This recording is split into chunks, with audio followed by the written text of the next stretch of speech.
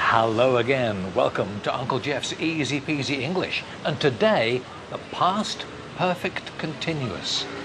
We use it to talk about something, an action that was in progress up to a certain time in the past that we want to talk about. For example, have a look at this sentence. I had been walking for 5 hours before I reached the top of the mountain. I'd been walking for 5 hours before I reached the top of the mountain. Past perfect continuous. Had plus been plus ing. I'd been walking for 5 hours before I reached the top of the mountain. You could use the past perfect on its own. I had walked for 5 hours before I reached the top of the mountain. So why use the past perfect continuous?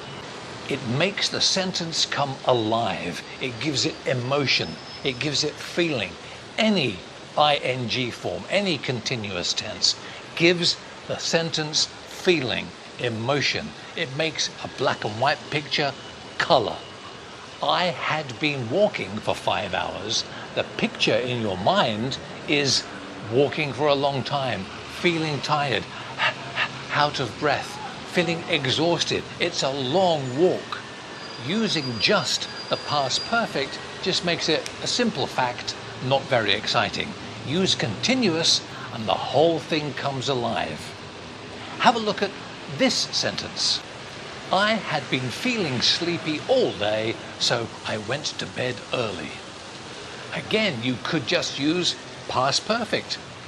I felt sleepy all day, so I went to bed early. But it's not very exciting. It doesn't tell you any feeling of tiredness. It doesn't show anything.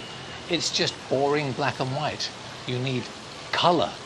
I had been feeling sleepy all day, so I went to bed early. The sentence becomes alive when you use the continuous form. I had been feeling sleepy. I'd been feeling sleepy all day. I'm yawning for a long time.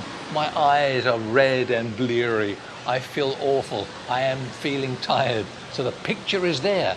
I had been feeling sleepy all day, so I decided to go to bed early. To make your writing much more exciting, use a continuous form in your storytelling. And today, the past perfect continuous. Thank you for watching. We'll see you next time on Uncle Geoff's Easy-Peasy English. And next time, I might get a bigger cup of coffee. Bye-bye for now.